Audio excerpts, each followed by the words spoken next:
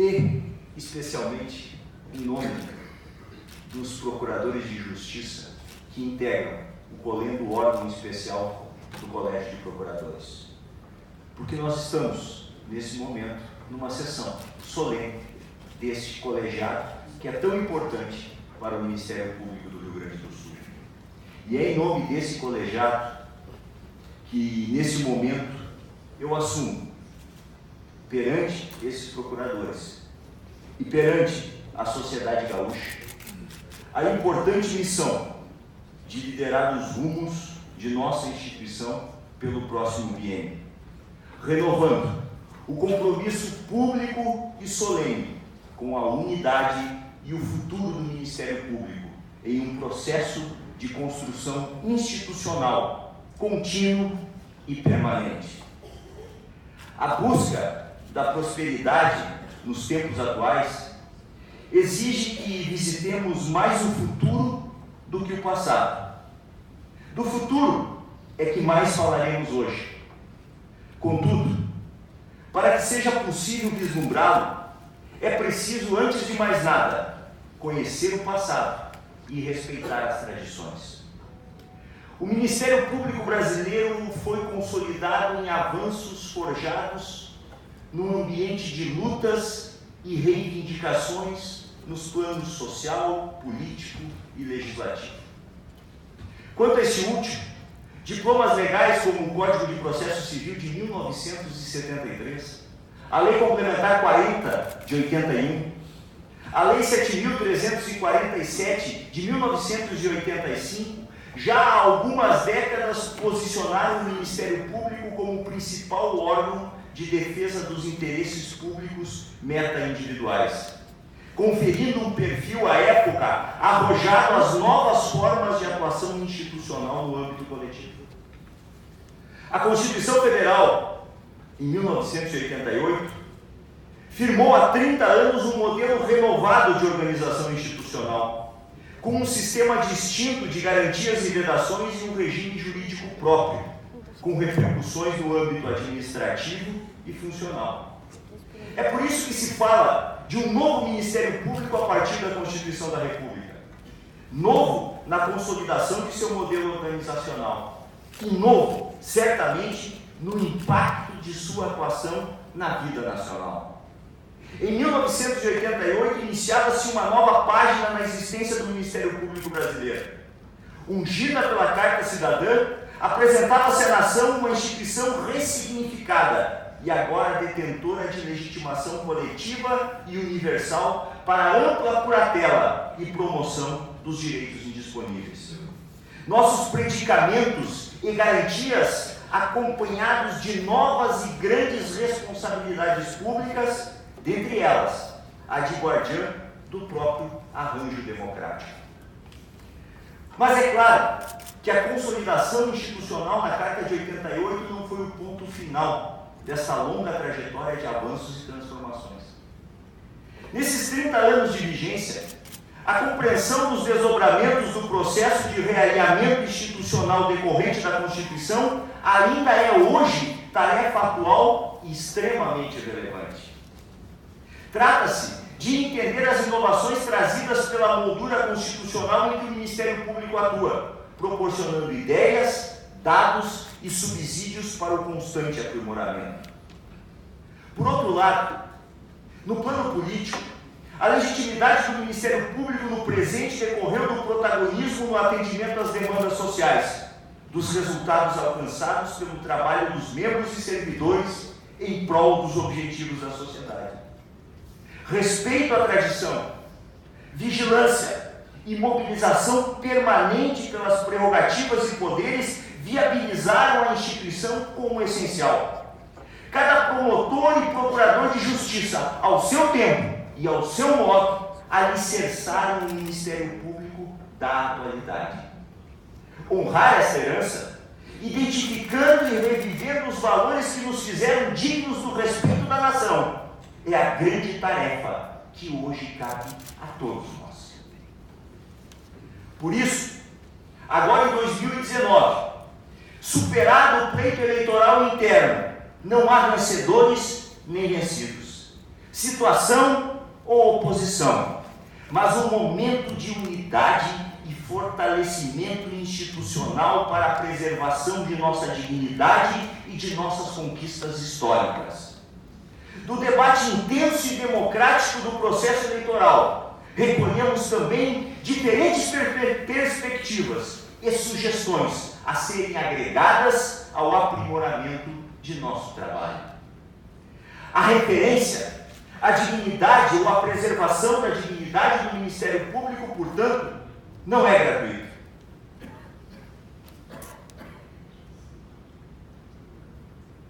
De um lado, o vetusto cenário político-institucional, que ainda resiste, e de outro, o novo cenário social propõe transformações na estrutura administrativa, financeira e funcional do Ministério Público.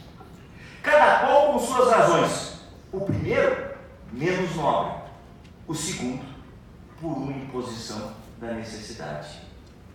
Quanto ao primeiro, não nos quedamos alheios ao dinamismo do processo histórico e das reformulações estruturais. Compreendemos o impacto das novidades trazidas no contexto da reforma do Estado e da necessária reestruturação do serviço público para a melhoria da entrega social a ser feita. Até aqui, há de haver a nossa solidariedade, inclusive nos desdobramentos do processo de realinhamento institucional decorrente das reformas constitucionais e legislativas necessárias em tramitação. Mas resistiremos altivamente a retaliações apresentadas com a desfaçatez de outros rótulos e roupagens. Muitas e fortes, senador Lazer, são as iniciativas tramitando no Congresso Nacional que objetivam ferir letalmente a autonomia e as prerrogativas do Ministério Público com propósitos não republicanos e tampouco transparentes. Estamos, meus caros procuradores gerais de Justiça, conselheiros do Conselho Nacional do Ministério Público, presidentes de associações, lutando aqui contra verdadeiros ataques que visam, em verdade, diminuir a atuação destacada de uma instituição contra a união nefasta de elites econômicas e políticas que afundaram o país irresponsavelmente, ignorando o mínimo senso de respeito ao bem comum. A corrupção e a incompetência, e não o seu desvelamento, e não o seu enfrentamento, produziram esse caos em termos de miséria e desemprego.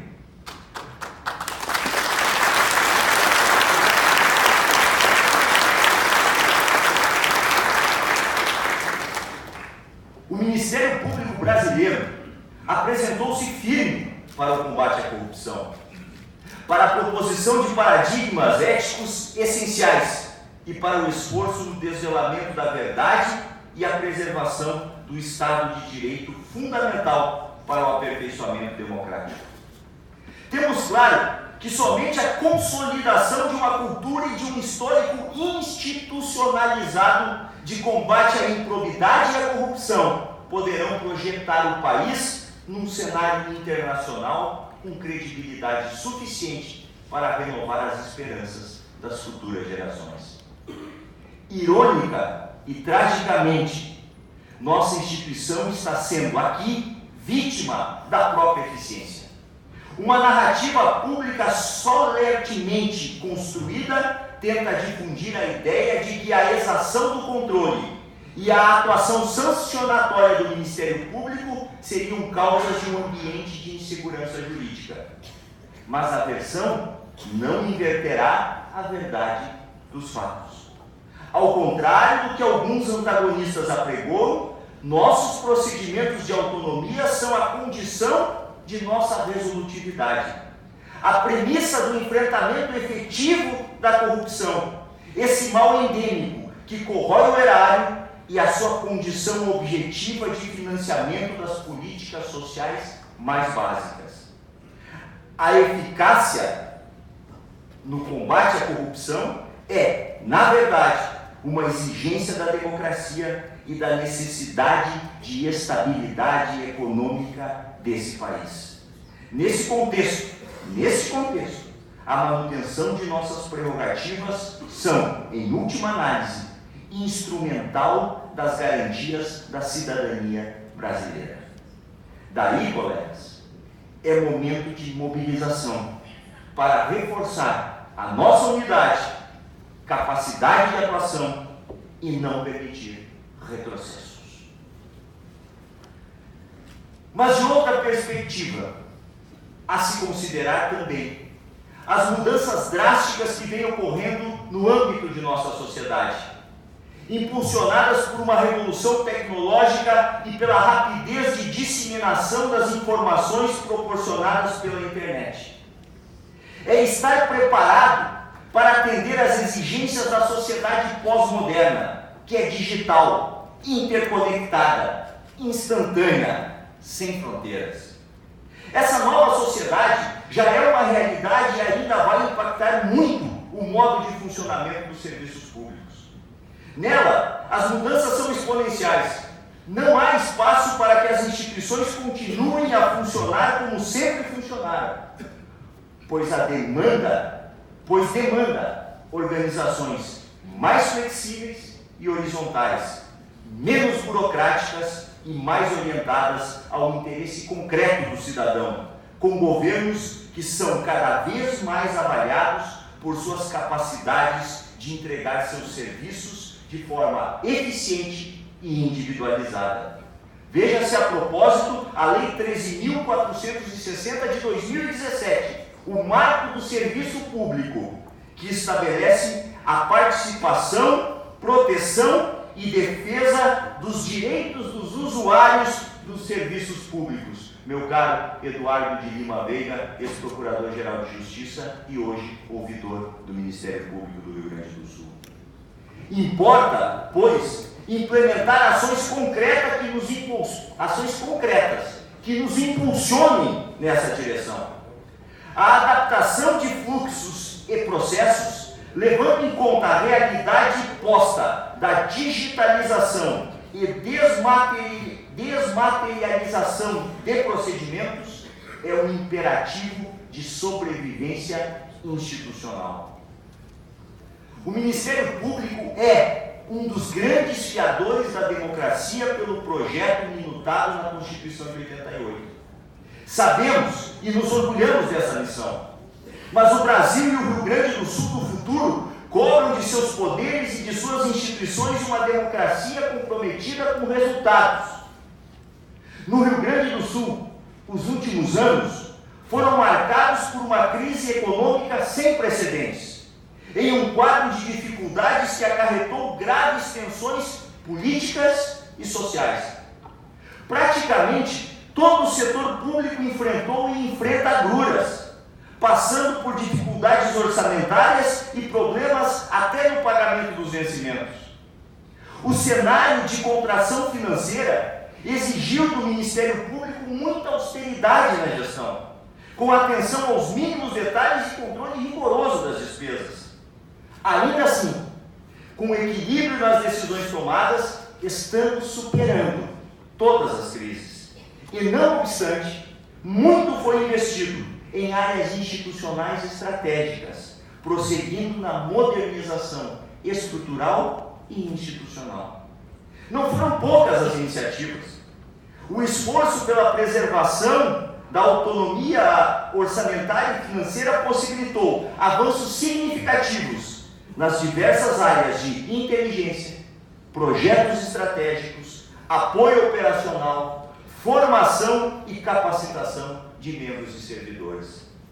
Os números e resultados são muito expressivos e ainda anteontem, meu caro deputado Lara, dia 5 de junho, foram esmiuçados e apresentados de forma detalhada perante a Assembleia Legislativa deste Estado, recebendo efusivos elogios e menções destacadas de deputados de todas as agremiações partidárias, atestando que mesmo em um cenário de crise é possível conjugar austeridade, valorização da atividade e eficiência.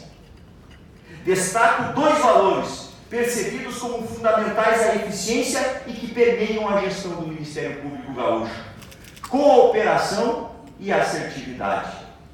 Os problemas complexos abrangidos por nossa missão exigem gestão assertiva, transparente e principalmente conectada com todas as forças sociais. Não conseguiremos mudar sozinhos a realidade. Por isso entendo que a cooperação é a nossa palavra-chave. De igual grandeza, o correto diagnóstico e a boa tomada de decisão, baseada em dados, são insumos de primeira efetividade para evitar desperdício de tempo e de dinheiro público. O caminho trilhado nesses 2 anos, portanto, mostrou-se correto. Prosseguiremos na consolidação de uma cultura de gestão estratégica, com o estabelecimento de focos prioritários de atuação e o trabalho por meios de projetos que reconhecem a necessidade de uma atuação compartilhada com toda a comunidade na solução dos problemas que se apresentam. Apostaremos cada vez mais no desenvolvimento de ações assertivas, transversais, coletivas, preventivas e focadas no impacto social, colocando sempre o cidadão no centro da atuação. Mas é preciso fazer um alerta. Todo o esforço por uma gestão ágil e atualizada tem parco valor se não for conjugado com uma postura de afirmação dos valores essenciais da ordem republicana e democrática. Um famoso historiador britânico referiu-se ao século XX como a era dos extremos. Poucos imaginariam, na virada do século, que as 2 primeiras décadas do século XXI seriam marcadas por uma ressurgência difusa de opiniões radicalizadas. As plataformas globalizadas de comunicação digital tornaram isso possível, sendo palco de uma espécie de insatisfação genérica, que a tudo recusa e a nada constrói. Para parafrasear a lição de Martin Bury, pensador importante para a compreensão das tendências de longo prazo neste admirável mundo novo da comunicação globalizada, o público das redes sociais, na grande maioria, a tudo se opõe, mas nada propõe. É um cenário nebuloso, no qual se torna indispensável perguntar: qual é o papel das instituições públicas? A resposta que julgamos adequada consiste na reafirmação dos valores essenciais da moderação, da legalidade e da ordem. As instituições devem oferecer um ponto de equilíbrio e interlocução racional, a salvo de todo o radicalismo retórico. Ao contrário do que dizem muitas críticas fáceis e anônimas nas redes sociais, não há saída fora da razão, fora do direito e fora da democracia. Diante do discurso negativo e efêmero amplificado por plataformas digitais, as instituições devem abraçar sempre o caminho da ponderação, da sensatez, do diálogo e do respeito à ordem jurídica. Nunca foram tão necessárias as vias política e institucional, política séria e instituições fortes. Não há outra via, não há exceção e, portanto, não podemos abdicar da política, nem enfraquecer as instituições. Nesse cenário, a nossa missão constitucional, Ministério Público, Poder Executivo, Poder Legislativo, Poder Judiciário, Defensoria Pública, instituições, universidades, imprensa, terceiro setor, torna-se ainda mais importante. Não podemos nos pautar pelas forças que se constituem unicamente ao sabor da irracionalidade coletiva. O compromisso do Ministério Público é com a Constituição da República e com os deveres nela instituídos, na forma do artigo 127, incumbindo-lhe a defesa da ordem jurídica, do regime democrático e dos interesses sociais e individuais indisponíveis. Nessa linha, o Ministério Público atuará sempre como um contrapeso ao radicalismo, desempenhando suas funções de maneira dura, amparada na estrita legalidade, mas sempre com a ponderação e a serenidade necessárias ao exercício da defesa da ordem republicana. Em um mundo e um país permeado hoje por tendências extremistas, a garantia do exercício das liberdades públicas, como a liberdade religiosa, a liberdade de expressão e a liberdade de imprensa, reclamam um Ministério Público atento e consciente de sua tarefa constitucional na defesa dos valores essenciais à democracia. E, nesse mundo de hoje, não é mais suficiente, meus caros colegas, a invocação solene e enunciativa de nossa posição constitucional.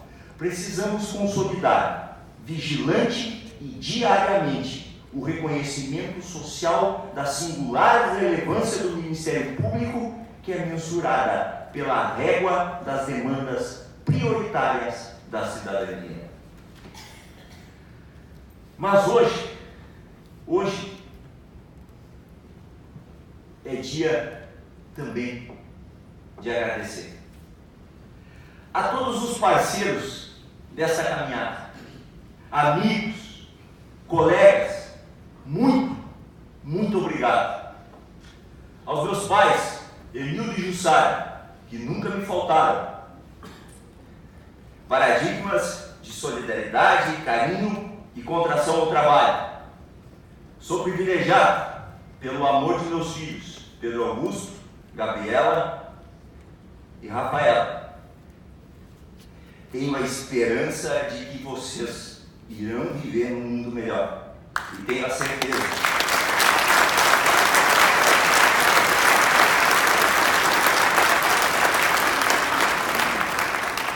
Tenho a certeza de que ajudarão a construí-lo. E nada mesmo teria feito ou teria sentido não fosse o amor e o esteio de minha esposa Paula, que compartilha e sofre comigo todas as provações e privações pessoais e familiares impostas pela função. Eu sei que você já ouviu isso, mas são apenas mais 2 anos.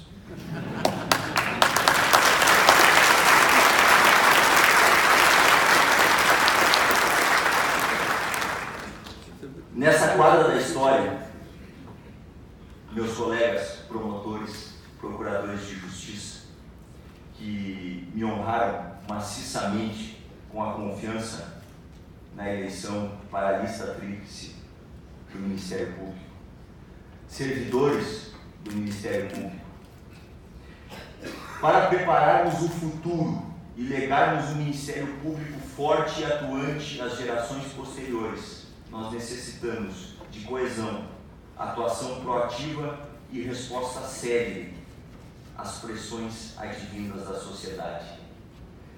De minha parte, trago experiência pessoal e funcional reforçada pelo exercício da chefia institucional nesses 2 anos. A personalidade, é verdade, já vem um pouco mais embrutecida pelas duras lições da vida, que nos ensinam que até os melhores planos às vezes podem fracassar. Os melhores amigos às vezes se revelam inconfiáveis. E mesmo as melhores intenções, muitas das vezes, podem ser mal vistas. Mas mantenho o coração esperançoso. Sou alguém que acredita na justiça. Por isso, reitero o que já havia dito anteriormente. Não tenho todas as respostas, nem soluções mágicas para os nossos problemas. Tenho, porém, a convicção de que a democracia é um caminho que devemos trilhar juntos. Só posso prometer ouvir a todos com respeito, buscar o equilíbrio nas decisões e manter a coragem para avançar. Foi isso que eu busquei colocar em prática nesses últimos 2 anos, pois esse era, ao meu ver, o papel do Procurador-Geral de Justiça. Por fim, governador Eduardo Leite, temos, junto com os demais representantes de todas as instâncias do Estado, distintas competências legais, diferentes responsabilidades institucionais, mas uma missão comum: impulsionar o Rio Grande na direção do futuro que o seu povo ambiciona e merece. Fazê-lo avançar na segurança, na saúde, na educação, na sustentabilidade ambiental, na estabilidade econômica, na infraestrutura, na inovação e, em síntese de todos esses recortes temáticos, na qualidade de vida do povo gaúcho. As novas façanhas só serão alcançadas com o compartilhamento e a colaboração de todos. Contem com o nosso compromisso ético para a construção de consensos e convergências, pois essa é a única via para a superação das crises. Conte o povo gaúcho com um Ministério Público que seguirá cumprindo a sua missão de forma cada vez mais eficiente na defesa dos interesses da cidadania desse Estado. Temos o presente e suas dificuldades. Falamos do futuro, possivelmente repletos de desafios, que superaremos com trabalho e engenhosidade. Lembro aqui Churchill, provavelmente o maior estadista democrático do século XX, quando dizia: eu não tenho medo do futuro. Vamos avançar e desvendar seus mistérios, atravessando o véu que o esconde de nossos olhos. Vamos em frente, com confiança e coragem. Eu me sinto muito feliz, orgulhoso, confesso, envaidecido mesmo em dividir esse momento com a presença de cada um de vocês. Muito obrigado.